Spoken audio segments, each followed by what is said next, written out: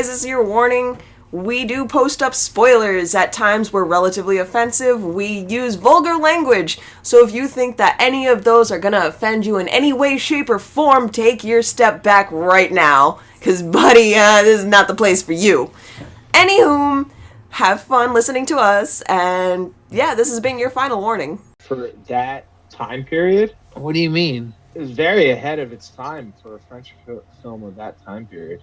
I think so. Like, I don't know. I don't really watch French films, cinema, so I don't really know the whole gist of how they work. I'm more of an Italian, Spanish guy, but and Korean when it comes to foreign. Now I'm deeply curious. Mm-hmm. Because Home Alone didn't come out till 1990. Yeah. And this came out a year ahead of that. So I'm curious if John Hughes had actually seen this movie and maybe took a few cues. Maybe. But I don't know. Apparently it didn't get far. It didn't get distributed until like 3 years ago.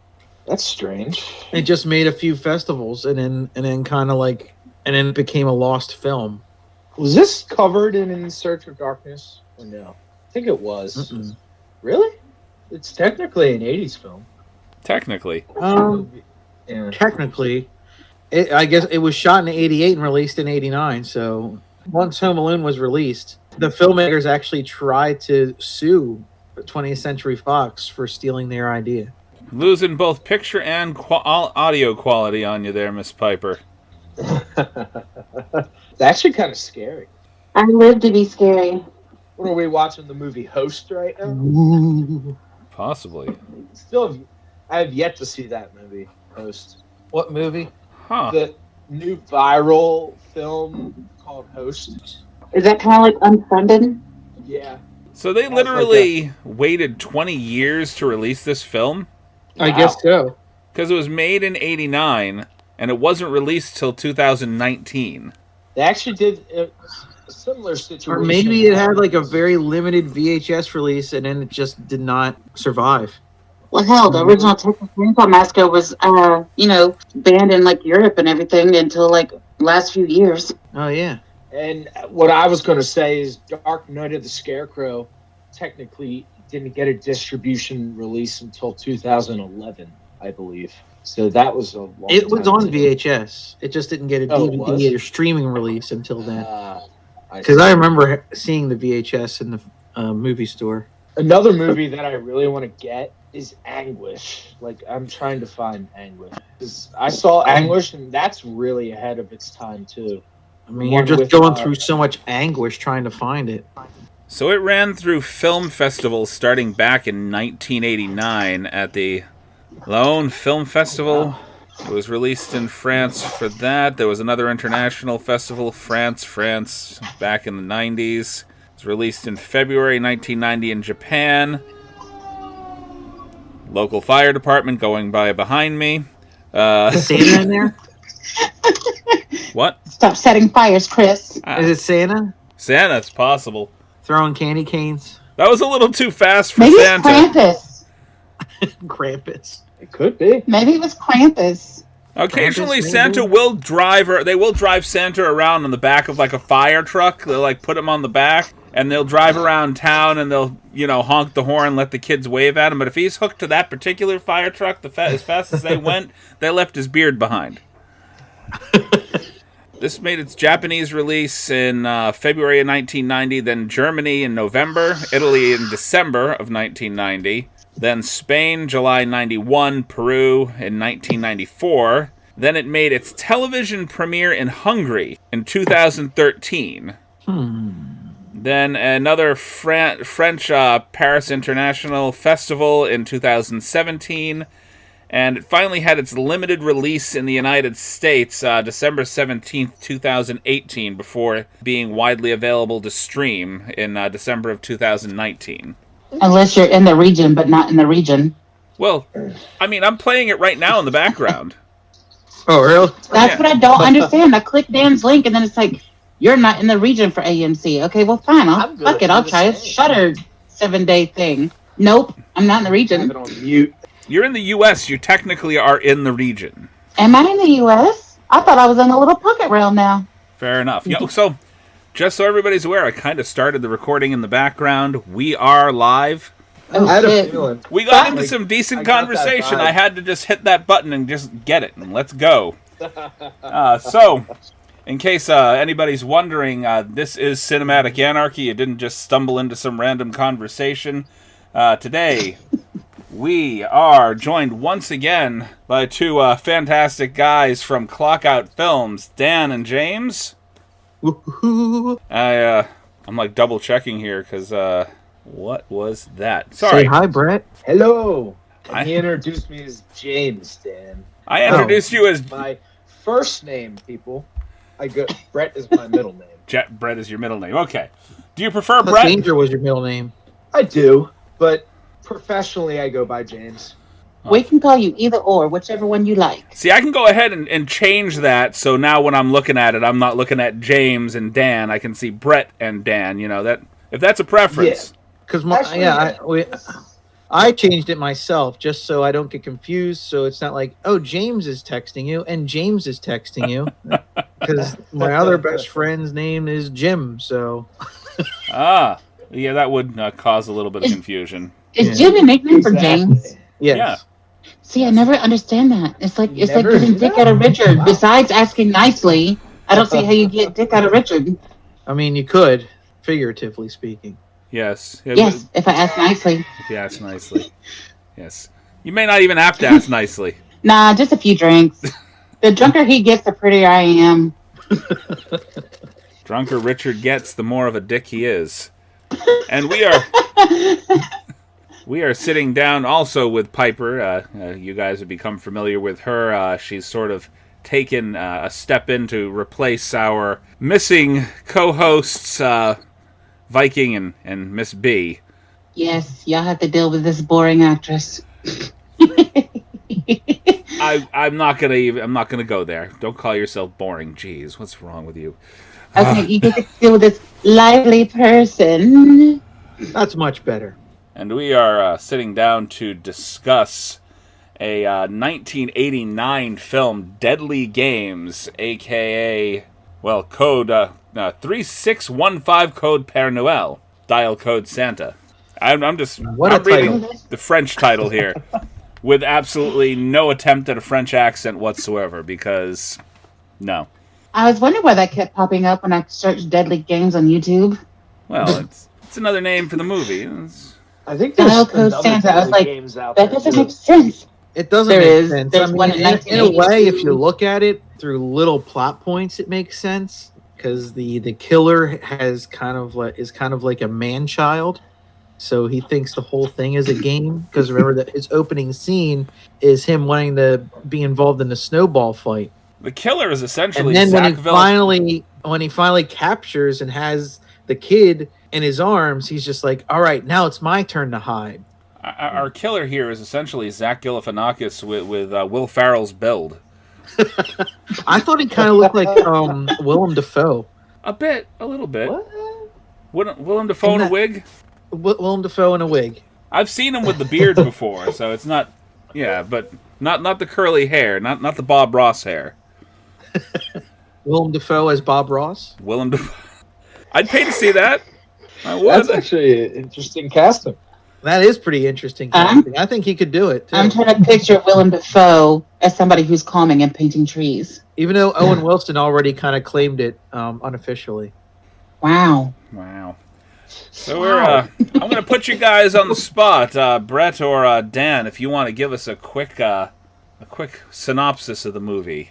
All right, Dr. Brett, if you please. Oh, you're really going to put me on the spot. Dan's going to put you on the spot. I had to do the synopsis. Oh, my damn. All right.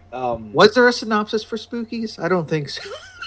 I'm not entirely sure. I think you gave us like a brief breakdown.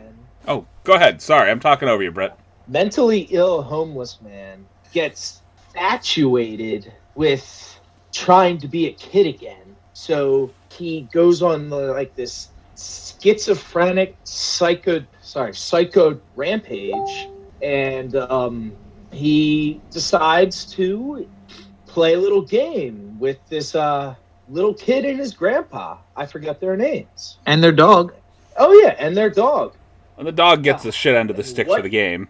Yeah, but what games can He gets a bad piece of the pie. It's a No. very entertaining movie. I was very into it throughout, and it did have Home Alone parallels, in my opinion. But it came out before Home Alone, which is very interesting. It's weird. A lot of movies did come out in the 80s before the most famous one. They were making Critters and Ghoulies while they were making Gremlins, and they didn't get a release till a couple years afterwards. That is crazy. Well, would you want to compete with Gremlins? Absolutely not. No. And sorry for that horrible synopsis. I tried my best. Well, I thought it was good. You were put on the spot. You didn't know that you'd have to do that. I did not know. That was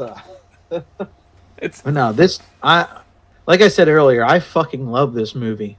I thought it was brilliant. It was so well shot, so well edited. I was actually on the edge of my seat throughout the whole thing. I was scared for Grandpa. I was like, oh no, not God. Grandpa. Whenever Grandpa was getting close to being the next victim, I was like, no.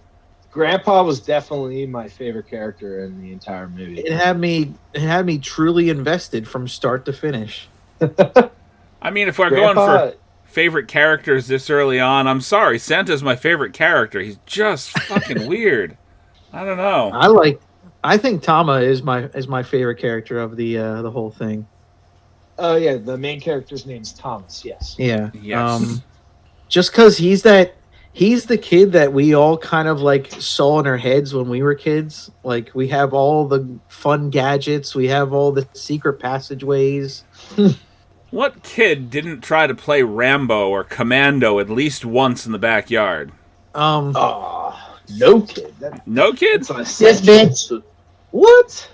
I was busy trying to be Xena, okay? I'm saying okay, that's fair. I was saying no kid would not want to try and do that.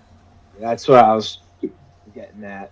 Because it's essential. It's like playing cops and robbers in the backyard. Maybe you can add the whole Rambo edition into cops and robbers. Especially because back then you were able to get those those plastic knives and and the bow and arrow sets and the M16s. You would be able to put the those noisy little things. I will admit giant super soakers that Thomas does really rock the early '80s mullet. He does. Oh my God! I was epic. That is the first thing I noticed about this character was the epic mullet when he jumps out of the plane after playing Snoopy with his dog. Yo, when I first saw that mullet, my mind was blown. I was like, "Whoa, that was a huge mullet too." I can see it right now. I'm watching it as well. They kind of played into his attitude of being the sort of. He's not the kind of kid that you control. You just kind of live with this kid, and he does his own thing. So I feel like he cuts his own hair. That's how he gets the mullet. He grows the party out in the back, and then just one day it was all long. I can see him doing that because remember there's that one montage where he's fixing himself up Predator style. No, he's definitely not wearing a wig. Mm-hmm. I will say, rose the party out. Then it's okay. A few days later, I need some business. I will say they did that spot on Rambo montage for the kid just getting dressed. That opening montage of him getting ready was very Rambo, very Commando, and Cobra. So this kid's part Macaulay Culkin from Home Alone with a little bit of MacGyver thrown in because what was that Pip-Boy thing that he had on his wrist? Oh my God, I was looking at that just now. It was the Power Glove. Essentially, yeah. It's kind of it's the Predator glove. Predator had a very similar thing to it. He did, so yeah. It was the thing where he could, and he was able to see the security. He was able to make a video game out of this movie. He could wirelessly monitor the entire house with that Power Glove Pip-Boy on his wrist, and move the cameras as well. Chris keeps bringing them back to Fallout over here. And You know, he kind of did he did the kind of whole remote control room thing before Hey Arnold made it cool. Mm-hmm. And that camera quality to those cameras were pristine.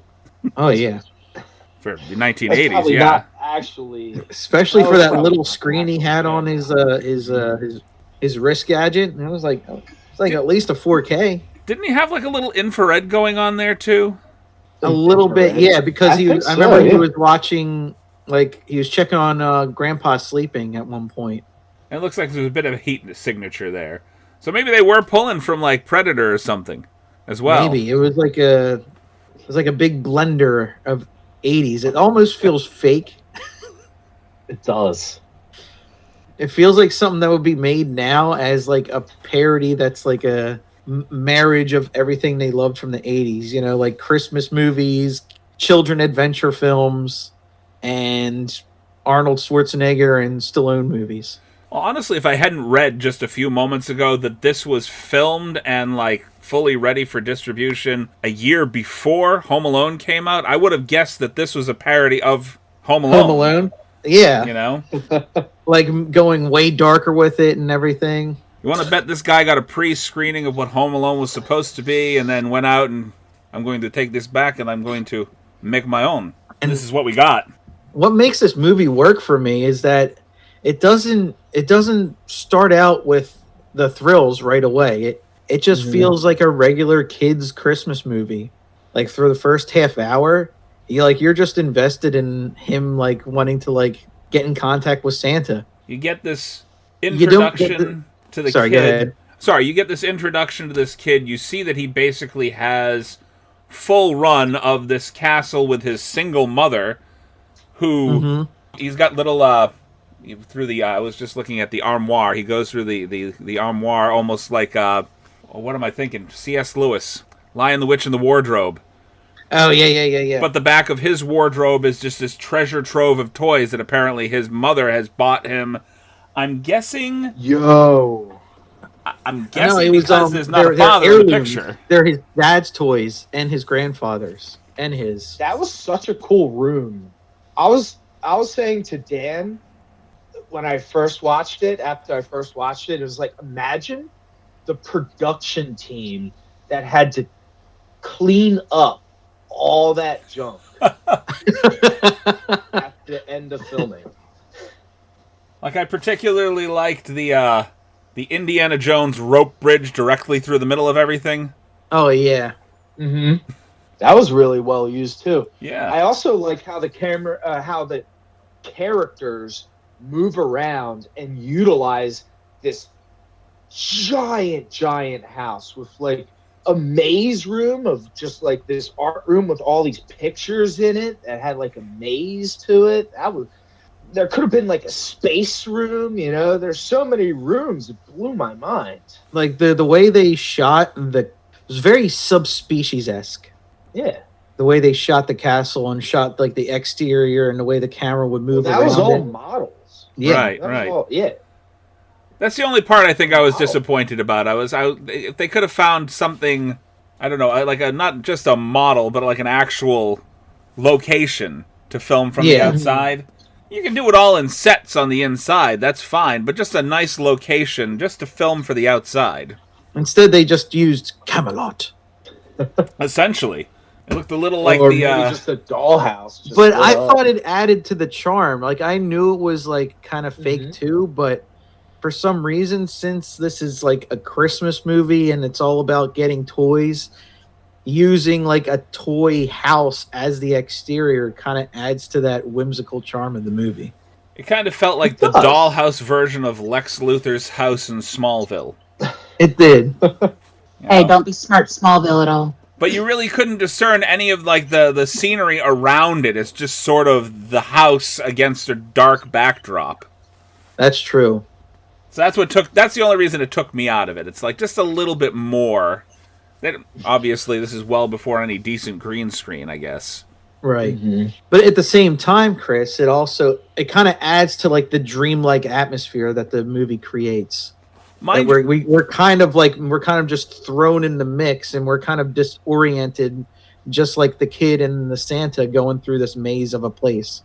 Mind you, that little bit doesn't take anything away from my love for this film at all. I'm just picking the one thing that I could nitpick about. That's about it. Okay, so we should go into how things come to be. So there's this kid named Thomas, and he wants to go on this mission to see Santa come into the house through the chimney and deliver the presents. That's all. That's pretty much the kid's wants and needs throughout the first act. So the entire gist of how it comes to be is this kid is actually like a digital pre-internet genius and is able to hack into like the 80s interwebs, if I'm not mistaken, and he's able to actually message the killer, because the killer has this random computer that's in the middle of like nowhere. It was like a mall or something. I don't know. What was it, Chris? It was just outside. Yeah, I can't remember where the killer found the computer. It was a toy store that the mother ran. Oh yeah, and because you remember the beginning of the movie, one of the scenes, the first scenes you see with him after the snowball fight in the very beginning, is him sitting in a sleigh, basically with kids. He's the Santa. He's the toy store Santa, and he gets aggravated with one kid that pulls on the beard and actually slaps the kid. No, he didn't slap the kid. He shook the kid. Or he shook him or something like that, and then he got fired. He got aggravated and violent. Walks away from his firing. Right. Gets fired for giving a kid shaken baby syndrome.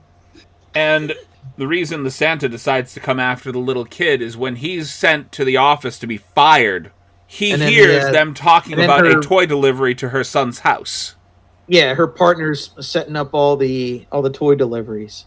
And then so he basically gets the idea to basically hijack the delivery truck and go there himself. After gleefully spray painting his head and beard white. Yep.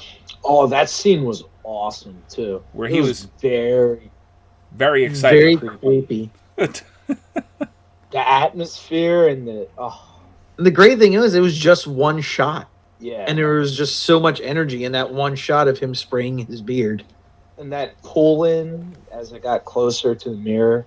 No, I think you skipped a beat, Chris, because before he's the Santa, he is on that public computer emailing Thomas back as Santa Claus. That's right. So he was going back and forth.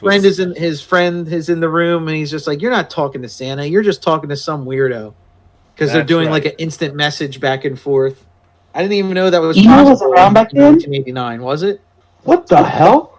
What just happened? I think Pennywise the Clown is around Brett up there. Yeah. All right, for the listeners, on Brett's video, some digital balloons just appeared and threw us all off. We all float down here. We all float down here, Georgie. Now we know each other. Random interjection from another movie. We're good at that. How would you have felt as a child if you watched Santa, of all things, brutally maul your dog with basically a pie server? I would have had the same reaction Thomas did. Revenge? I would have known what to think. He was like, he was in shock for at least a good 3 minutes and didn't know what to say or do. I'm a little confused by some of the scenery here. Like I said, we both have this playing in the background, Brett and myself. Rest in peace, doggo. Which part you on, Chris? Well, I just saw the dog get killed. Dog just got murdered in the background. But then Thomas goes to the phone to start making a call on the phone and realize the line is cut. And then they cut to a scene of Santa cutting the line. So the line wasn't cut yet, technically, if they had just kind of moved those two pieces. And speaking of that, props to the kid who plays Thomas, because he just delivered everything top notch. I would take this kid over Macaulay Culkin any day, honestly. Oh no, we can't knock Macaulay like that. Oh yeah, can't. I think two different genres though. I mean, technically, true. Technically, yes. They're delivering two different types of acting there. Okay. I would match this performance up against Macaulay and the Good Son. Okay, there you go. Okay. I've seen that. If we're matching this performance against the one in Home Alone, I'm going to take this kid. I'm sorry. He was really good. He was. The whole cast was good. And he was definitely like him willing. And Grandpa were the beating heart of the whole movie. Like their relationship brought so much heart to this movie. This is like Home Alone if you decided to push the R rating. I feel like it didn't push the R rating until that dog moment. Yeah, because the movie's felt like a PG movie up until that moment. It's not gory at all either. The entire movie relies more on the thrills, atmospheric thrills. Yeah, psychological thrill. Well, it's not a rated film. Hasn't been given an actual rating, so this is an unrated film. I wouldn't know what to rate it. Yeah. He just got PG-13. I would say that's why I say push. Okay, I should say push it close to the R rating. It's not quite R. Are there any F-bombs? PG-13. There's a lot of. I think there's F-bombs in this. There's dialogue like profanity. I think this kid might. But for R rating, you have to have explicit gore, and you have to have at least one F-bomb. Sorry, you have to have more than one F-bomb. But doesn't. Okay, so yeah, but this is a French film, and weren't there different credentials back in '89 in France than the U.S.? Like, yeah, I think you had to have. If you had one F-bomb, you were probably in the R rating in France. You're probably in the video nasties if you had gore, because Europe was really, really strong on. Then you're in the rated. Everything. Then you're in the rated X terms. And this is like violence against children too, so that might have pushed it a little bit more in the European market. Talking about video nasties, so on and so forth. This is not quite as nasty as Cannibal Holocaust, of course, but go ahead. Getting that weird look from Piper again. What the hell did you just say? I can make you watch that film if you want. If you really want. Do it. If I watch it, we're reviewing it. I mean, yeah, I would expect you would need to. We can sit you down with a therapist for a few. We can review it with them in the room. I don't need a therapist. Do a double feature of these two films. Way back when Cannibal Holocaust was filmed, the guy that directed the film actually was taken to court so that they could prove that there were no people actually murdered during the making of that film. So, is it that close to a snuff film? Well, back then it was. Oh. Back then it was considered like one of the first. It was one of the first, yeah. Yeah, it's actually the first in a way. A lot of people consider found footage. It acts as a found footage. Oh, wow. So in terms of marketing, do you think Dial Code Santa Claus, do you think it had problems solidifying itself in distribution because it's so non-genre specific? I think it would be a hard film to market just because it's a Home Alone type movie. So there's a lot of elements that you would feel would be sort of a family feature, and then there's many horror elements and thriller elements that would take it directly out of that. Mm-hmm. Right. So what audience do you market that to? Yeah, it's not really a kids movie because it goes into really really dark themes midway through. Maybe a kids movie in Korea, around there. But definitely not France in the 1980s. It's almost like this movie could have went so many different ways. It's almost like the movie that your grandma picks up thinking it's like something nice. It's like, oh, it's a really nice movie. It's about a young kid who has to get this bad guy Santa in his house. You guys will love it. And then Grandma immediately regrets that decision. I mean... Yeah, but it's not Grandma who's sitting down watching it. It's the kids who come running, screaming from the room. And walks away to watch Golden Girls. I wouldn't sit down with a young child the age of the kid that was in this movie to sit down and watch this. No. Honestly. Scare the crap out of them. Maybe that's why we were saying PG-13. 13 would be about the age that I think that you'd go and you could probably get away with watching this. I mean, I saw The Exorcist at 13. Okay, that's fair. And then I didn't watch it for 27 years until, we reviewed it recently. How many times have you watched it? 17. That's it? I only watched it twice. Once when I was 13 and once to review it for... Oh, God. The Exorcist, I've watched probably a good 30 times. I watched it about 166 times. You want to up that number by 500? You need to watch it 666. You stole my joke. Took it right out of my brain. Said it as I was thinking it. Damn it. Got to get another 500 viewings. There you go. Leave it at that. So we also have a kid who is allowed to drive as well in this film. This kid, what doesn't this kid have, though? I mean, look at everything he has access to. Smart. Remember how him and Grandpa went for a drive to the park? How about we go to the park, Grandpa? He's driving. He has control of the household surveillance system, right? He has a treasure trove of toys. He has a guitar, a drum set, like every instrument that you'd want as a kid. Where's this movie set again? And he's going to inherit a giant toy store in the future? It's like insane. I mean, it's just like a match made in heaven. Where's this movie set? In France. In France. I mean, well, it's shot in France, but it has kind of like a vague setting of when and where it takes place. Is it in the country or is it a rural area? It starts in the mansion, and the mansion is apparently like at least three to 4 hours away from the city, because it takes his mom like the whole movie to get home. I was just thinking, because here in the South, like I live in Georgia, so a lot of us end up learning how to drive before we're even 15. We start learning when we're like real young. Wow, I didn't know that. That's crazy. Especially if we have country roads where cops aren't patrolling every section. I started when I was 16 in high school. I started learning how to drive at 13, but I didn't get my driver's license until I was 17. That's actually a good question. So, minimum French is just like the locals here. It's 17 years old, minimum with supervision. Huh. So normal. So this child is overprivileged. Just overprivileged. Did he?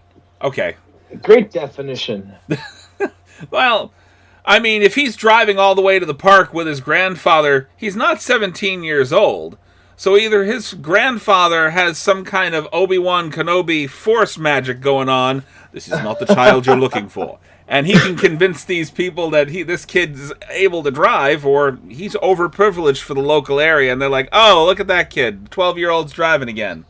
Grandpa also just seemed like cool and chill with everything now. He reminds me a lot of Charlie's grandpa in Charlie and the Chocolate Factory. Yeah. Like, do anything for that kid. Oh, I was going to say, lazy until he gets something out of something? The fact that he stayed in that suit of armor for, hours shows what dedication. What if that was, a scripting issue? What if, the guy who was playing Grandpa couldn't, make it, throughout the whole shoot? So this was their way of rewriting him in the story. It's a little too exhausted. What if we just hide him in the suit, in the armor suit? Yeah. Right, and then we just have to do a little bit of footage of not shooting Grandpa for a good portion of the movie. Oh, I forgot about that. I don't know. It seems like something me and you would come up with, Brett. Well, I mean, from an actor's standpoint, you're not wrong. I mean, they'll do that with people, especially if they want to keep costs down on certain actors. They'll put them in one spot, put them in a suit, because anybody could be running around in that suit, and then show them again later. Just like that way, we only have to pay them for so many days, and then it's like, then we only have them here shooting this day, and all the other times somebody else is in that suit. Yep, fake Shempin. I'm trying to figure. He's doing the beard scene with his. Oh, you're watching it in the background, Brett? Yeah. Nice. What was your guys' favorite scene?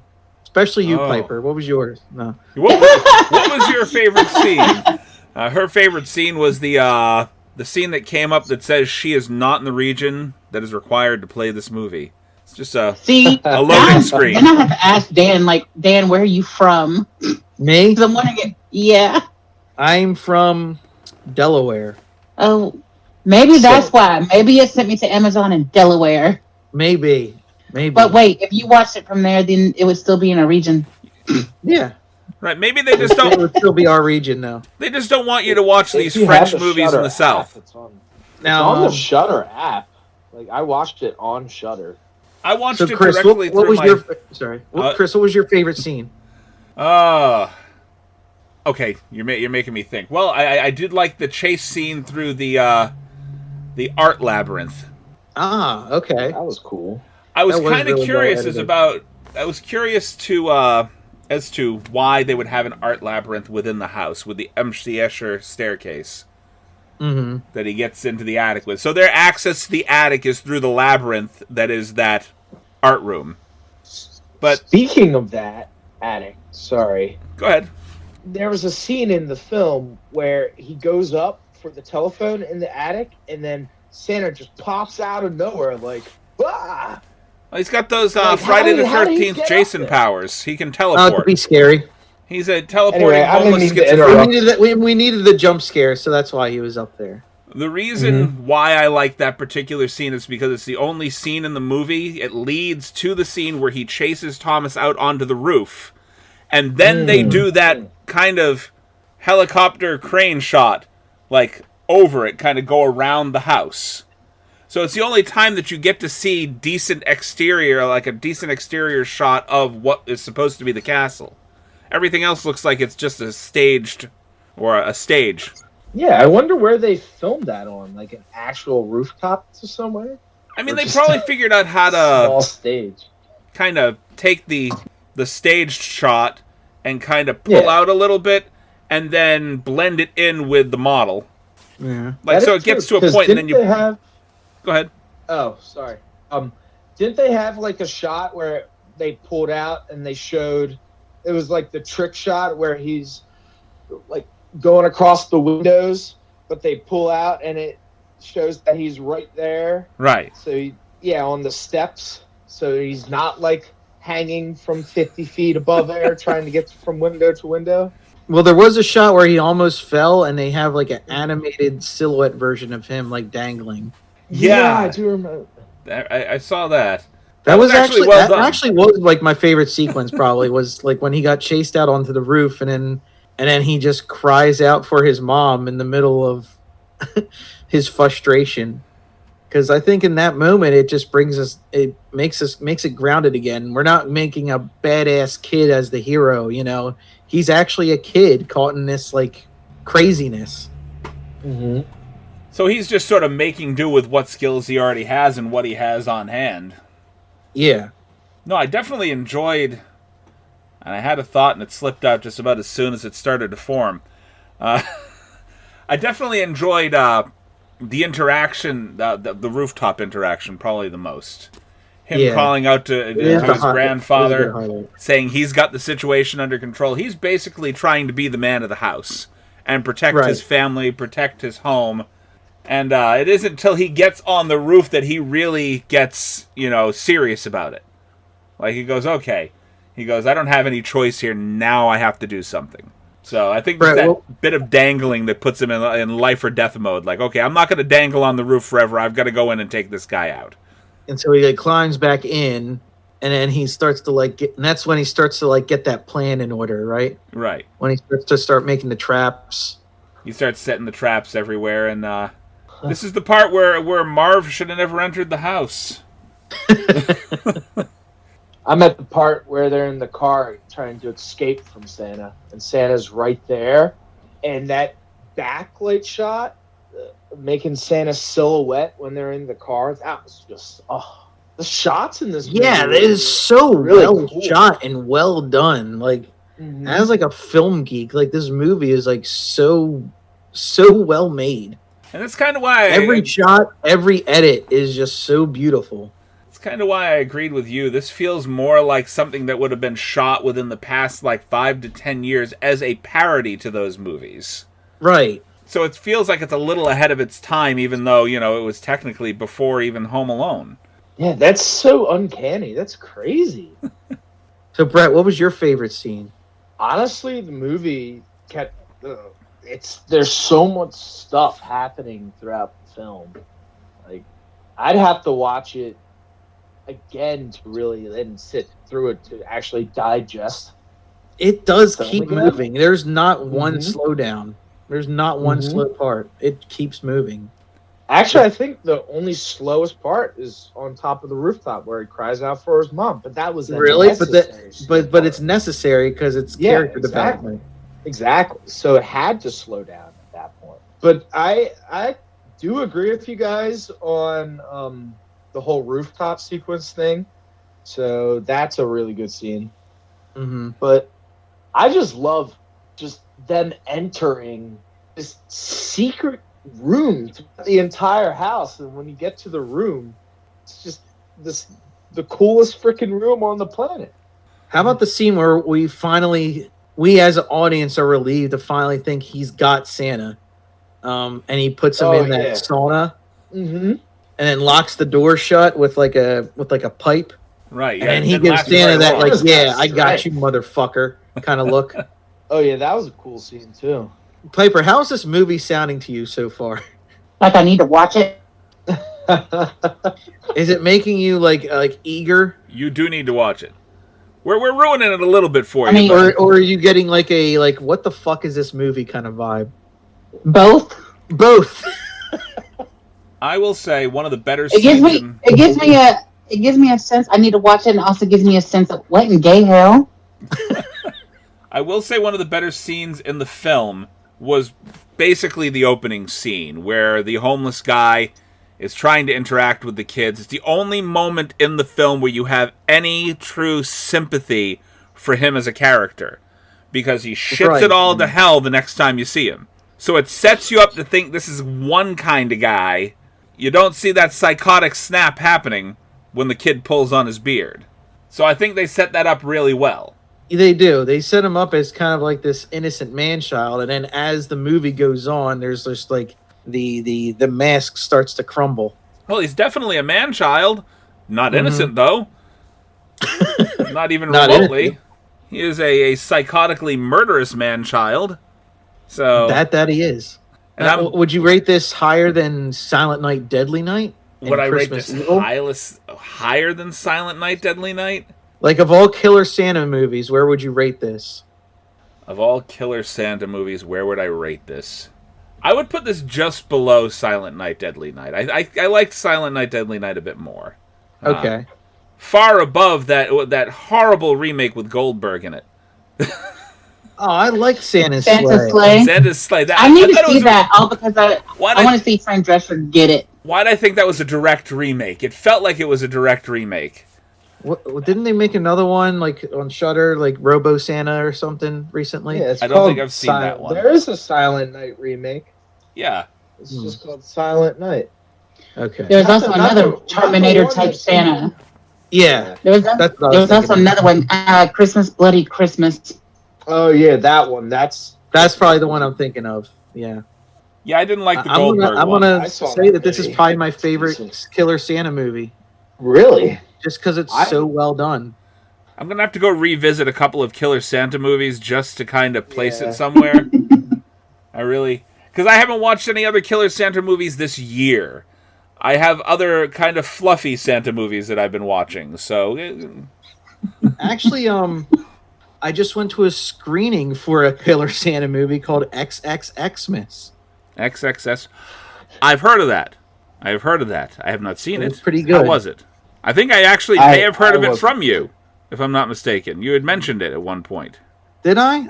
I might have. Yeah, we've posted it on our social too. So I think that's probably where I saw it. I mean, your stuff pops up in my feed.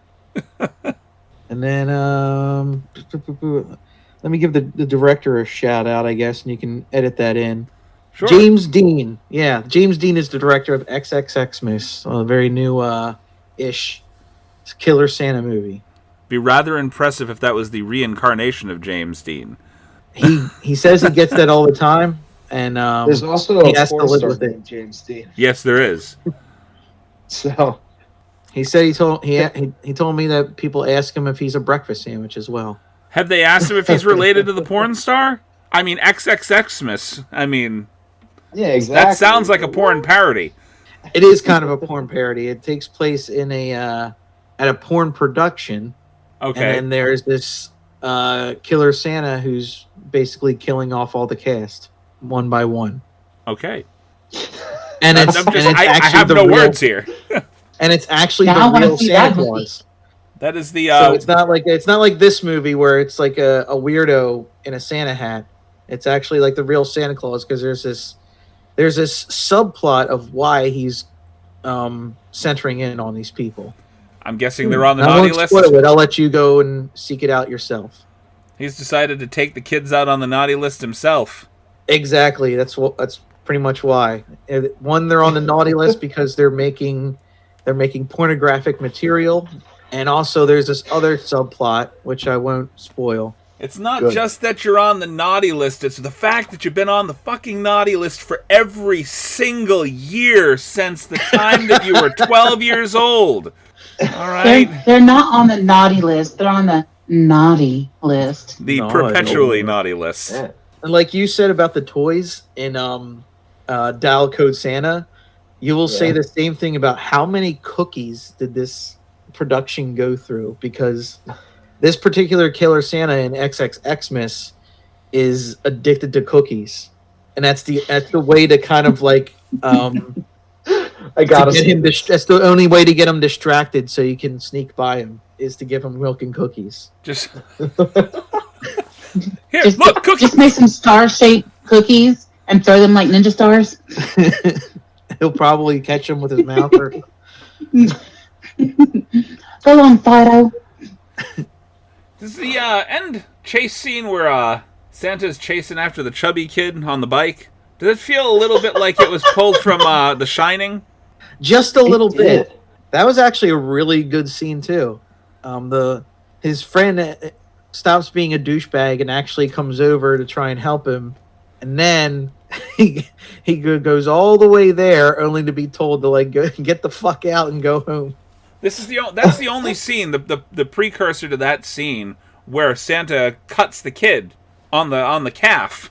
Oh is yeah. the only thing that I think this would push this into an R rating. Like I said, violence against kids. How many movies do you see a kid get cut like that? Not many. Not many, even in Especially even in the in 80s. today's standards. People usually try to stray away from violence against kids for the most part, or anything that's graphically on scene. Like, kids get killed in movies all the time.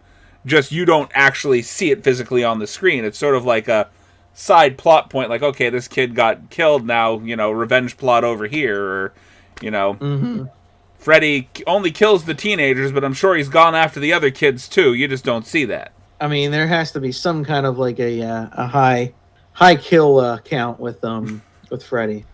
It's just we don't even know what we've seen. I'm hoping that the rumors that they're trying to do another movie with Robert Englund attached is true. He said that he's just too old now. Well, they said That's what he the has most recent said. thing I've heard. they were going to do something regarding like the origins of how Freddy became Freddy. He has said he wanted to do that type of movie, but from what I remember him saying, he said he would possibly do one more, but he wouldn't do a whole new franchise type thing because he said he's just too old for it now. Too old for the makeup. Just I that. think you could get away with just one more movie, and then just have that be his swan song, you know. But then again, Freddy vs. Jason was a pretty good swan song. Robert Englund's like incredibly nice. Completely met him besides at the Dragon point. Con. I haven't been able to meet him yet. Completely He besides the bumped point into here. me when he was walking towards something, and he was like so apologetic. I'm like, this is I'm one of my okay. favorite flea market finds right here. Could you name any actor you believe could actually take on the mantle of Freddy? I cannot. I remember hearing like Kevin Bacon was like a contender for taking it over, but I don't know. Kevin Bacon? I don't know if anybody else has that air about them. The whole being able to be scary and funny at the same time and have an impact. They're just gonna put Bill Skarsgård in it again. Oh, good lord. No. No. I actually No, like you're him. right, Piper. He just had that. He just got it, you know, and Yeah. you can't really explain it. There's just people that were just born for a role, and Robert Englund as Freddy was one of those roles. And you can't put agree. your finger on why it was so perfect. It just was. That's why I can't pick another actor who could replace him because, like we just said, he just got that air about him. I think replace was probably a strong word for what I was trying to say. Not replace, I don't think there's anybody but who do could it. pick up the torch. well enough for them to actually continue the franchise. Because you'd either have someone who tries too much to be Robert Englund, or you have someone who's trying to do their own thing, and it just doesn't feel right. I think that's what we got with the last Anybody film. else remember like that 2013 reboot? With Rorschach as Freddy. Yeah. No, No. that's that was? 2010. What? Was it 2010? Yeah. I just remember it came out about the same time as the Friday the 13th reboot. Yeah. They came out But the like, Friday the like 13th side by one, I side. That was 09. Was it 09? Oh, man. Yeah. Oh, also, I just hit the rooftop scene in Deadly Games just now, and it got me thinking. He got no shoes on. I thought Like, the none at whole all. time. Like, he's like he going to get that's some frostbite. bravery right there to just go out there on the roof barefoot while it's snowing. I love the internal what do you dumb guys waiter think of- system in this. What were you saying, Brett? You know what? Now that I think of it, probably my favorite scene in this film was the wind-up toy scene. Oh, where he puts the grenades on the train, Yeah. the wind-up train. It's just so funny because It The goes absolutely evil nowhere, Santa's but at the like- same time it does. And he just the evil Santa is like so happy about it too. Just- turns it around, sends it back to him. like, yeah. That was completely ineffective. Good job. You need to time it right. It's your grenade. You have to send it. You have to hold on to it for a minute, and then send it to him. You know, Right. he doesn't know enough And about then, grenades yet, though. And then it almost goes to Grandpa, and then it's a dud. Now hold on a sec. He had all of these plastic Nerf toys, like Nerf, throwing stars, the plastic sword, whatever. Yeah. But somehow has live grenades. I was wondering the hell did he get gunpowder from? Because he put gunpowder in there first. Well, there's this montage, and I guess he just gets it. It's never really The explained. grenade It's just like on I was his like, well, chest is I didn't question it because it was during a montage. I'm like, well, he has everything else in that house. I just figure he just had some laying around. I have an answer for that. And it's the same answer I give my stepmom anytime we watch Planet Terror. And she's like, well, how does she shoot a gun when it's attached to her leg? It's like, it's scripted that way. Yep. It's a movie. Any movie, anytime, you're going to have to throw some sense of disbelief out. She moves it's her a leg, movie. and the It's tendons fantasy. are attached in such a way so that, if she twitches just a little bit this way, that pulls the trigger, and If she twitches the other way, it releases a grenade launcher. yeah, there you go. It just depends upon the way that she points her leg, you know. I mean, I do love me some Planet Terror. It's how you. But It's, again, I how love you, me some Rose McGowan. it's the way you swivel your nub in the contraption. All right, so Rose, what we need you to do is we need you to get on the ground on all fours, then lift your leg like you're a dog pissing, and we're going to just CGI a gun in here. And I mean, that's how that went. That is how. That is how it went. That's exactly how it went. Trust me, it'll make more sense once we get to post production. You'll see everything. You'll understand. We're gonna put this green pantyhose leg on you. You know, and you got to get a face like you're an angry dog pissing. You know, just like you've got a urinary tract infection. So whenever you lift your leg, you just you know. Imagine some guy just called you a bitch while you're trying to piss. She's kind of the uber feminist, isn't she? Yeah. Yeah. It's been years since I've seen that movie. I've seen I love Death that Proof. movie. It's my favorite movie. Really? Planet Terror? Planet Terror. Yes, it's my favorite movie in that genre. I don't know if I could put it in a horror genre, even though I should. And technically, I don't know if I could put it in a zombie genre. Even But I do though love it. she was technically a lead in Planet Terror, I kind of liked her role in Death Proof a bit more. Because she died. It was a believable death too. Because her face got smashed in. Yeah. You don't like her? You don't like her as the victim in that?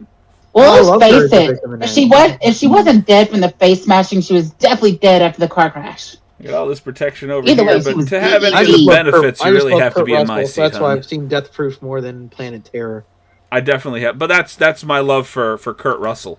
Yeah, same. I'm a big Kurt Russell fan. Mind you, Kurt I love Russell Kurt is Russell. only ever Kurt Russell in any movie that he's ever in. but he does it well. They were actually he was actually very close to being the next Batman after Clooney for a canceled Batman sequel called Batman Dark Knight / Batman Unchained. I could see it. And it was going to have Man-Bat and Scarecrow in it. I think the only film what that I've the hell's a seen. Man-Bat? And Man-Bat is it's like Batman universe's answer to the Lizard. So instead of like a scientist turning into a lizard, he turns into a 5-foot bat who can fly around. Basically. What if Batman were actually a Batman?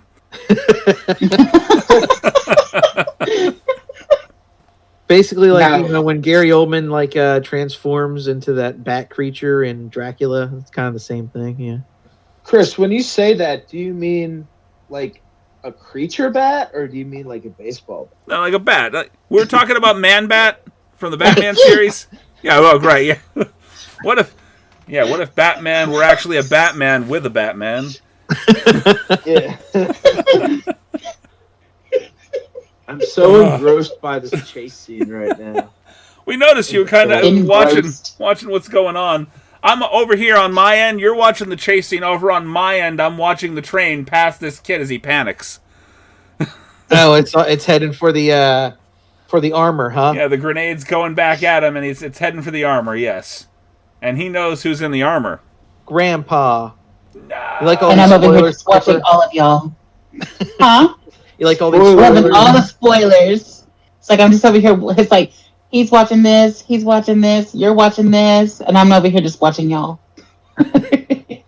Well, it's like I said before, it's not really a movie you can like spoil, and once you get spoiled, it takes it away from watching it. No, yeah, it's so well done that you'll still enjoy it. Yeah, I'll be the first to say people have spoiled plenty of stories for me, but then it's like they'll jump to the end, and then I'm like, well, I still want to watch this because you're not explaining how this story got to that conclusion. Right. Mm-hmm. And then they'll explain it. I was like, well, now I just want to see it because I want to see the graphics. Where it happens is still going to be a surprise. I'm now just realizing what kind of character this is supposed to be.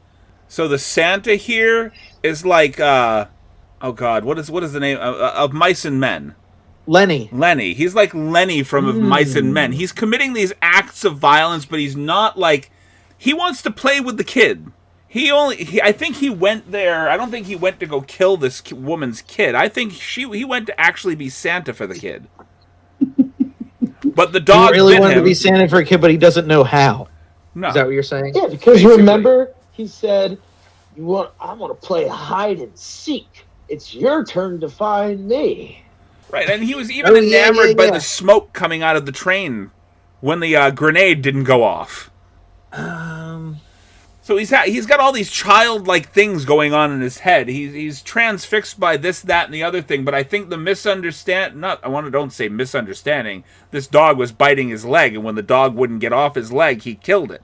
Yeah. So he overreacted. He's got the childlike spontaneousness. Like he was just trying to get the dog off of him. He actually meant really, really well. So he doesn't deal with people yelling at him. He doesn't deal with people. He's got a childlike mindset, but he doesn't have that sense of right and wrong. Right. Mm-hmm. So in his head, he just wants to play with this kid, but this kid is basically trying to destroy him the entire movie. In a way, you just uncovered something that makes the movie funny now. But here's another question. This poor do we understand that tortured completely? by this kid. So I think, he definitely has the ability to murder in him, but I think that it's triggered by the fact, what would you do if you're a guy with a childlike mindset, kind of don't understand what's going on? Obviously, you don't have that great sense of right and wrong. Uh-huh. And this kid is just attacking you left and right. All you want to do is play. So he's kind of mute the entire movie. All he really wants to do is play with this kid, and this kid's running and screaming. And from the kid's perspective, obviously it's this big, scary fucking Santa that's just killed his dog. From the guy's perspective, this dog was trying to eat his leg Well, what about the scene where he's trying to attack Grandpa? Or is that because Grandpa was trying to get away? Grandpa's trying. I mean, again, you may have a misunderstanding. He may be trying to calm Grandpa down, but he keeps going after Grandpa. Right. From Grandpa's perspective, he can't fully see what's going on because his vision just sucks and he refuses to wear glasses. You know, he needed some of that pot you were smoking earlier. Just, yeah, he's definitely got glaucoma or something going on there. Which the way they set that up was really well done. How they would just like blur the lens to when they would cut to Grandpa like looking at something. A little bit of Vaseline on the lens, more Vaseline than you'd normally put. So this dog was attacking Santa, and as y'all said, he killed him with a pie server. Yes, correct. Because so the dog attacked Santa, and he decided to serve him up a la mode. Yes, pop a la mode. Pop a la mode. Pop a la mode. Because the Santa to the dog is just an intruder. So yeah, because it happens when the Santa throws the rope down. You see on the opening of the chimney. You see the ropes fly down. Then you see his feet stomp to the ground, and then the dog starts growling, and then goes after him because all the dog sees is an intruder. Is a pie server even sharp enough to slice a dog? Oh yeah. Right. I think if you have enough strength, well, he punctures it in the neck. So. Oh. Okay. Never mind. I see. Behind the puncture. So you see that? Oh, I was referring to the sides of the thing. I didn't think about the whole like the actual when it comes to a point. Yeah. Just like you would the point to puncture the dog's neck. You would like one of the most like stomach curdling scenes ever. It is. Like, anytime that you kill a dog, it's a big Yeah. Oh. It's sad that every time I watch one of these movies, like anytime an animal dies, I feel more bad for the animals than the people. Over half the time, the people get on my nerves, or I think that bitch deserves to die. Why do you think John Wick worked so well? You killed the dog. Of course, the dog is the catalyst because after that, like the kids just like, all right, gloves are down, you motherfucker. Try to hurt my dog. We've seen John Wick as a child now. Yep. Well, y'all have seen John Wick as a child now. Holy shit, Piper, you figured it out. This is John Wick's origin story. John Wick. Giant mullet. It's the John Wick Christmas special. Right. So when he has that dog get killed in the later movie, obviously it's just a PTSD thing triggered. Like, I remember this as a child. Santa killed me. There was a Santa that broke into my house. That shot is so sad. Santa Claus! Anyway. Holding the dog with the whoa!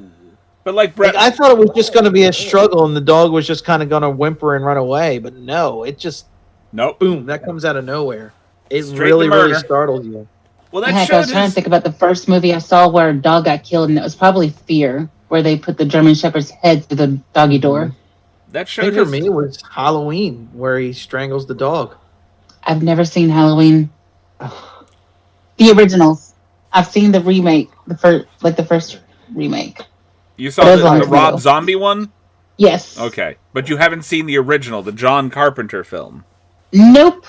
I knew I was going to get that look again from somebody. Guess what we're going to be doing for Halloween? No, I'm kidding. Halloween's a year away. Then you have plenty of time to watch and prep, don't you? How many do I need to watch? Because I heard number 3 doesn't even have anything to do with them. The first 3. Number 3 is great, though. What would that be? Isn't that what, Season of the Witch? Yes. Technically, if you want to go by what they did recently, you'd have to watch 1, 2, and then the last 3. Mm-hmm. Because they made everything in the middle not canon anymore. No, the new trilogy. The new trilogy. There's a whole new...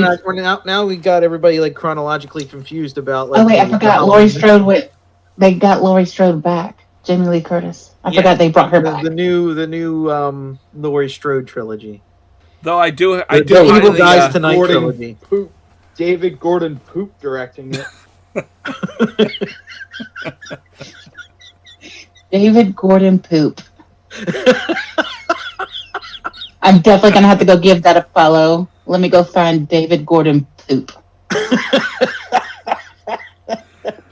Does he have any nicknames, like Walking Shit Stain or anything like that? No, just David Gordon Poop. We are not responsible for anything you might find on the internet with that actual name attached to it. Yes, do not blame us if you find something to do with, backside penetration. But no, Piper, I would start with the first three, and then if you're interested enough, check the others out. Now, the third one will throw you off because John Carpenter thought that he wrapped everything up with part 2. So he figures to turn the series into an anthology series and have each movie be its own story. So the third one has no Michael Myers whatsoever. It's a completely new story. And confused the hell out of everyone. It's okay. I'm not going to mention the other horror classic I've not watched. What's the other horror classic you have not watched? Oh, fuck. Friday the 13th. There's a reason she's on this podcast. She's here because there are so many movies that we can watch that she will be a first-time viewer for. That makes sense. He's also looking at it probably like, you uncultured swine bitch. No. We got to get you cultured. No, I'm perfectly happy to be able to talk about some of these films with somebody that has never seen them before. Because it's a different perspective altogether. It is. Hell, watching the completely Exorcist was almost fresh like watching eyes it for and the fresh first time. ears to everything. Mm-hmm. I will say, when we did The Exorcist, it may not have been a first-time watch, but, I mean, watching it from the eyes of a 13-year-old and watching it from the eyes of a 36-year-old was very different. Did you see Exorcist Believer? Directed by Not David Gordon yet. Poop? Oh, but I did find out something, Chris. What's that? You asked me if Linda Blair was in it. Oh, no, she is in And it. she is. Like physically or in like a physically. flashback? Physically, she's in it for a cameo. wow. So For wasn't like the a person minute. that played her mother, right? Huh? Yes, Ellen Bernstein. The way the trailer set it up is that Ellen Bernstein was supposed to be like the new hero. They were going to like Laurie Strode her like latter day sequel, but then it turns out that she was just there for like 5 minutes. From what I've heard, and I haven't watched it yet. From what I've seen, it was just one of those things of she was supposed to be the expert, and I guess spoiler alert. The reason that Linda Blair or Reagan doesn't talk to her mother is because her mother wrote a book about what happened to her as a child, and she didn't want the lowest point of her life. But because of that book, she's looked at as an expert, and that's why she's brought in to talk to the parents about these kids. But Linda Blair was also on the set the whole to these kids who were playing in these roles of the demonically possessed to make them, remember that, because I think she did method acting at the time when she was 12, and she was trying to remind them, you're just playing a part. Do not go method with this kind of thing. And she stayed there, I think, the whole time as a consultant to keep the kids grounded. Interesting. So move back to what we were watching for just a moment. Sorry. Just for a moment. How do you feel about the ending of the film? Right now, I'm on the toy wind-up scene, so I haven't gotten to the ending. But You've seen the ending, though. yeah, I've seen it. Okay. The ending is, I feel like it's generic. I like that they let you believe for like 5 seconds that the blind-ass grandpa could have shot the kid. Yeah. Right? But it was well built up, I think. It was fine. Because I was thinking he was going to shoot the kid, and then that was going to be like a really dark ending. Oh wait, yeah, this doesn't have a like a last second jump scare either. So No. never mind. I was expecting it to. Yeah, I was too. I actually thought the ending was fine. I thought it was him and Grandpa getting back together and Grandpa being okay. I don't know. Kind of brought a little tear to my eye because I felt relieved. Him just over Grandpa's body, just don't die, Grandpa, don't die, don't die. Right. I'm like, I stop don't it, know. movie. Maybe it's because I'm so used to those fake out endings that it took me by surprise. I was like, "Whoa, interesting." I don't think Which part was it interesting, Brett? Which part? The ending, like I know, I but found which it part pretty that brought good. you by surprise? the whole non-fake out. Oh, you mean like him? You mean like if Santa came Coming back back for last one more second? scare? I feel I liked it though. that they left it sort of ambiguous enough that there could be a sequel because you don't physically see that he's dead. You don't have any confirmation that he's dead. You just have him No. reaching for the boots. That's true. So And then, yeah, it does kind of end abruptly on the boots. And then after he survived the one shot. So when him and Tom were chasing each other through the woods, because remember Tom hijacks a cop car because his mom's partner calls the police to have them sent down to check on the house. right. And then the Santa kills the cop, and then Tom hops in the car. And remember, he tries to do like a Mayday, Mayday, 10-4, 10-4 onto the car radio, and then Santa is like in the back seat right behind him, and a really good jump scare. That was really good. Like, that's a cliche jump scare to have the killer in the back seat, but for some reason, the way the movie's shot and directed, it worked. Mm-hmm. And it was effective. It's the pacing. It's the pacing of the editing. Okay. So seeing as it's been 20 years... it was 20 years, sorry, before they actually got to release it in the United States on the internet. How would you approach a sequel now? Ooh.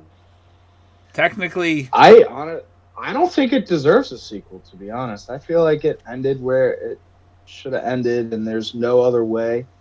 Unless you want to, like, make it one of those really, really, really bad, unnecessary type sequels that you see. Yeah. The B-movie of the B-movie type sequels. I don't know how you would sequelize this. The only way you could do it is if you do another holiday. And you have Thomas as an older fellow. This has been more than 20 years, hasn't it? He's inherited the mansion. He's got Grandpa in ashes. And his mom in ashes at this point. It would definitely be pass the torch. Okay. You think so? Yeah. What if it's the other way around? What if the family is away and then Tom has to watch over the house? Kind of similar to how the mom was away, but maybe the wife and the kids go on vacation. He has to stay to look over the house because he has to like work or do something. That wouldn't work because all of his PTSD from the past movie. Right. But anyway, I would say you would do like a different holiday, but it's been done already. Not because there's a line of dialogue earlier in the film that says, "I don't just believe in Santa. I believe in fairies and leprechauns and so on and so forth." So what if a killer leprechaun? Huh? St. Patty's Day? Yeah, St. Patty's Day. So dial code leprechaun. Dial code leprechaun. There we go. I like it. And then Tom is just like, he's like, I'm going to catch a leprechaun if it's the last thing I do. I'm going to try and find this 4-leaf clover. And then he finds a 4-leaf clover, and then all of a sudden there's this crazy leprechaun guy. Warwick played Davis. by Warwick Davis. There you go. I actually He's love still leprechaun available. movies. He's still available, so I made a mistake. Apparently, though. like Willow didn't turn out the way he wanted because Disney had to put their hands all over it. Because Disney had to Disneyfy it? No way. I made a mistake and Get said the hell 20 out years. of here. This is 34 years later.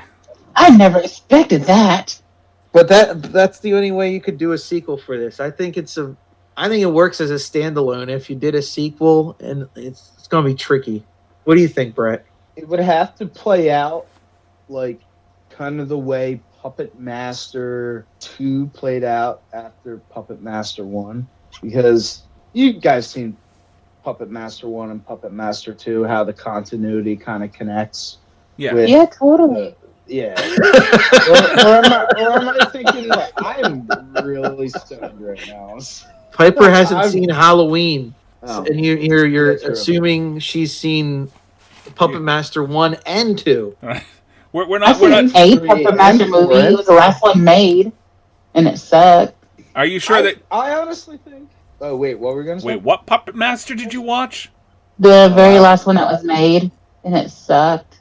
Now my boyfriend's watched the originals, and he wanted to watch it, so I watched it with him, and I was So you watched it completely out of context with the other films. Just let's watch the last one, the 12th movie in like a 12-movie series here. And that's like getting introduced to Batman, and you watch Batman and Robin as the first one. You know, I actually liked Batman and Robin. Okay, Uma Thurman, a great Poison Ivy. I like Batman and Robin too, but it's just a good example, you know. For that, I could erase the nipples and be perfectly fine with that. I want to keep the nipples. I think the nipples were just distracting. I like that about them. Okay. I want my nippleless version. You can have the version with nipples. You're more than welcome to. Make them bigger if you want. I don't care. I'll go straight up to Nippleopolis with those things. It kept my attention on the movie. Good old Batman. I own your subject too, so you follow around Batman easier. Yeah, I'll go after Batman with a Batman. But I'll go after Batman with a Batman. Dan, back to what you were saying. I honestly feel like the only way it could work is blend your idea with a pass the torch idea. And that's the only way. I don't think it could really be... If it was just him... What if... It kind of would just get boring and tedious. So you need like some sort of growth. Thomas, as a elder gentleman, would be a little strange, because what gives the movie its charm is his little kid type aspect, his sense of adventure. Okay, so we're going full-on dolls, then. What were you going to say, Chris? Well, my thought is something similar, a passing the torch kind of thing. But what if Thomas was the Santa Claus in this movie? Oh. Ooh. A daughter, later on, somehow because of the PTSD of the events of his youth, he has some sort of a psychotic break. And the movie, while we have the same kind of adventure going on in the background with the daughter, as opposed to Thomas this time, it is about her trying to bring, somehow, her father back to reality while he goes on this psychotic spree. Wow. Interesting. I like it. That's very interesting. You could do a lot with the script of that. Yeah. If you want to keep it Christmas-centric, and rather than reach out into other holidays, that's probably one of the few ways you could do it. Yeah, because I was like, I was kind of like at a loss of words of where to take it, and like instead of like just rehashing the first movie over again, but just with a different character. I mean, you could go the Jason route. Somehow those are magical boots that he was reaching for, and he somehow gets them. Oh, you know what? Let's give this poor sucker his boots back. The only way to do it, bury him with his boots. You could kind of like George Miller it, and the sequel, the latter day sequel, is literally just takes place right after the first film, and it's just recast. You could do that, or you could do the prequel route, which explains his obsession with Santa and wanting to play with kids in sort of a violent manner. That would be interesting. Why he is the way he is. How does this murderous Santa become who he is? All right. We're just going to wring the ideas dry here. What made him want to pick up that snowball in the beginning of the opening scene? And all the kids ran away. Why is he so devastated by that? What happened in his past? What other balls did he not get to play with? Oh, poor ballless Santa. His mama never let him play with a ball pit. No. Yeah, you went much nicer than I was thinking. Maybe he had. Trust me, my mind went where you were thinking.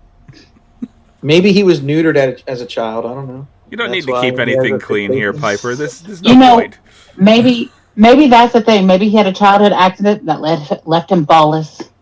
And mostly mute. He's definitely the strong but silent type. I can imagine type. A lot of guys who lose their balls might lose their voice with it. Especially if it's an accident or a terrible accident going wrong. Well, I think most accidents do go wrong. Yeah. Weather accidents. But this is an accident that results in PTSD. Something. Now, what are we talking about? The original Santa, or are we talking about Thomas becoming the new Santa? We're talking about the original Willem Dafoe, Bob Ross Santa. The prequel Santa. Zach Galifianakis on a no. serious diet. Grandpa, breathe, breathe. Breathe. I can't wait for you to watch this, Piper, and then all these mental I images can't wait either. will piece together. You're gonna Like, have to oh, watch it. that's I know. what they were talking about. You're gonna have to watch it and then check in with us. We want to hear everything, just minute by minute updates. What the fuck? It'll be a That's a separate hit. episode. Oh, God. Piper's thoughts. You know what? I'll be like, I'll live tweet it. Well, not live tweet, but I'll live Facebook it with y'all. Like in our little group chat. But like, oh God, okay, now I see what you're talking about. Poor puppy. Not the dog. And it's like later. It's like later, and it's like just big ass words. Grenade train.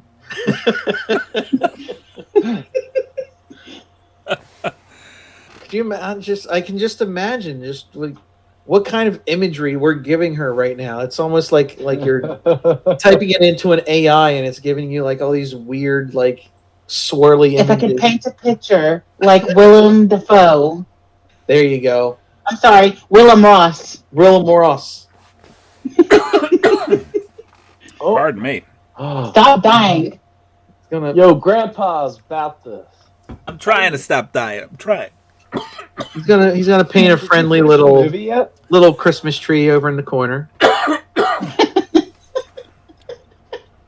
I think I'm gonna have this guy live right over here. Yeah. Oh my God. Did you finish the movie yet, Chris? Oh yeah, movie's been done. Oh, okay. I'm almost at tail end. I am just sitting here guzzling water right now because I've talked myself into a hoarse throat. I can't guzzle any more water. If I do, I might have to tinkle. As you can't tell by punctuating some of your conversation with a little hacking and coughing here. But you know what? You can't reboot this movie. You want to know why? Why is that? Why? Because the final shot is Boots. Ah. You'll make a great dad. just minor dad joke right there. You can't reboot the already booted. Give Santa sandals. There you go. Santa at That's the the beach. sequel idea. You gotta just take it to the beach. There you go. Right? Or in another country where it's always That's what they did with Jack Frost. They just went Hawaiian. Deadly Games. Dial Thomas is Santa Beach. Traumatized. Christmas in July. Oh God. This 4th of July, Santa's back. Oh, okay. Oh, you could do like a killer Uncle Sam, like that one movie. All right. Uncle Sam. It's literally Uncle I mean, Sam, yeah. The beards are almost the same. Uncle Sam's is just a lot more pointed. Didn't Larry Cohen do that one? I think so. I think so too. Yeah. I think so. Okay. Now that we're winding down a little bit with dial S for Santa here. Yeah. Why don't we give you guys a moment to do a little self-promotion? 1, 2, 3. Okay. Okay. Brett, you want to start? No. Throwing you right in front of the firing squad again. There you go. Go now. All right. Well, we are Clockout Films. You can find us on Instagram, Facebook, or I think we're on Threads too. No, we're not. I think I saw you on Threads, yes. Yeah, we are. You can find us there. Our latest release is Slaughter Beach, and you can find that on Prime. Or if you like it on Prime, you can go to srscinema.com to get yourself a Blu-ray and poster. Or if that's too much for you and you don't have much to spend, you can go to Amazon.Prime or wherever DVDs are sold and get the DVD version for only $9.99. And don't forget, you can also get it on Google and YouTube. No, they are On available. Google Play. And what we're working on right now is a short called, it's such a long title, I can't even say it. Amityville versus the Galactic Schoolgirls. Oh, that sounds like right up Troma's alley right there. It is, because actually Will Keenan has a role in it. Oh, okay. And That it's actually sounds like it'd be fun to do. And it's being directed by our good friend Brian Wilde. You need to show me where to find that as soon as it comes out. We will. I think it's actually going to be part of an anthology film called Amityville Aliens. and it's produced by Donald Farmer. All right, I'll definitely keep an eye out for that. And Piper, did you have any self-promotion you wanted to do for you? Not at the moment. I have nothing coming out. Do I have to promote your movie for you? Your little short It's film? not. Oh wait, that came back out a while back. It's called The Proposal. You can find it on YouTube. All right. Right. And it was directed and written. Well, it was written by A.K.A. Edwards and that's not his name. A.K.A. That would be very interesting. It's produced by First initial O, last name fuck. Could be Oliver God, fuck. his name is like totally slipping me right now. You can't remember it? So kill me. She's so shy. I'm not shy though. That's just the thing. I do Twitch and everything, but now I'm just like having a brain fart on his fucking name. She's the one pressing me to try to get this up and do a video version of this cast, which I have to get to, but we could do it. Yeah, I can get there. Yeah, once I get my PC back, everything will be a lot different. That's what I'm working on. I'm working on getting rid of this. Well, not getting rid of the laptop, but moving most of this over to a functional PC setup. Right now, I'm working off of a Dell laptop that does me no favors. None. It was written by Hiram Watkins and A.K.A. Edwards and directed by Hiram Watkins. There we go. Did I give you a minute to look it up? Yep. It was called The Proposal? The Proposal. It is called The Proposal. But you will have to type in The Proposal and short film. Because if you don't, you'll pull up a bunch of clips of Sandra Bullock and Betty White. See, now I'm feeling like those balloons and Ryan earlier Reynolds. for Brett were actually And on Ryan purpose. He's over here just clowning around. Those balloons gave him ideas. You're just a little joker, aren't you? That's definitely the Joker makeup right there. Brett's playing around with the filters. He's putting on the Joaquin Phoenix Joker filter. Now we've got like a dancing baby. We're getting some Ally McBeal action here. Oh my god. See, this... Oh, I thought he was singing Baby Shark for a minute there. No, don't at all. I don't have that. I'm not on my phone, so I don't have the filters. Uh-oh. Not at all. Oh, we don't hear them anymore. Oh, see what? I muted myself accidentally. What they call green with envy, he just calls looking good. How are you doing that, by the way? He's auditioning for the next Planet of the Apes movie. Oh. That's what he's doing I don't right think now. I have Yeah, there's a thing. There's a thing called effects. All of these are visual jokes that we have no visual for you to go through, so this is just 5 minutes at the end of the podcast that means nothing, and if you've clicked off at this point, I don't blame you at all. Piper has turned herself into a troll. Is that a troll? I thought that was a frog. Well, it's like the frog troll. Alfred E. Newman. What? Me worry? It's the Pepe meme. Oh my god, Mad TV. That would only be a good mask if the mouth moved, like you could talk as Alfred E. Newman.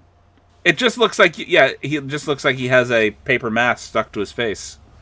Did he ever have a voice for a cartoon? I don't think Mad ever did like an Alfred E. Newman animated series. Oh dear. I'm not even gonna. Gee. Okay. So I bet he brought holy water. I just noticed. No, never mind about that filter. Yeah, just. Oh God. No. Oh God. Now he can't stop. I know. You're just cycling through all the filters here. We can laugh at this. There's no problem with us. See, there you go. We go to the Purge right there. United States of Purge. That's a little sus. Very little sus. Why were the words too cute inverted for us? So many. Why I don't know. Why were they inverted? Why would we need to use a mirror to see half of what he's putting up there? That makes no... What? Okay, why is that... Did that last filter... Go back to that for just a minute. Go back to the last filter you had up. Can you? Are you able to? Yeah. Give me a sec. Okay. Give me a sec. Give me just 1 second to get back to it. Oh, I just switched orders. Oh no. Oh, he just joined the video call? Oh, No, I'm on the. Where was it? there it is. There it is. Why is this pointing downward in that manner? It says take a picture. I just noticed that. Maybe. Do you now have an OnlyFans, sir? Take a picture. Okay. Seeing as all of this is just this is why we need to have the video cast up and running, because all of this is wasted on an audio audience. Well, hopefully I'll have my place soon, and then I'll have my internet and my PC, and I'll start recording everything on video. All right. You remember how to take us out? Just edit all this stuff out, and we can just go from the the self promotions sign offs, and then we'll just do like a little outro. You remember the outro? I don't remember the outro. I just remember doing the Slaughter Beach promo, and then Brett started doing all the filters. And it's like, and then I did the oh fuck. That's who it's made by. Oh fuck. Oh yes. Oh fuck. Oliver Fuck, cousin of Oliver Stone. You just have a good like extra 5 minutes of tomfoolery to like edit out. So Tomfoolery, all the fuckery. Do you want to take us out then, Miss Piper? Drink some water, you thirsty bitches. You gotta say it with a little more aggression.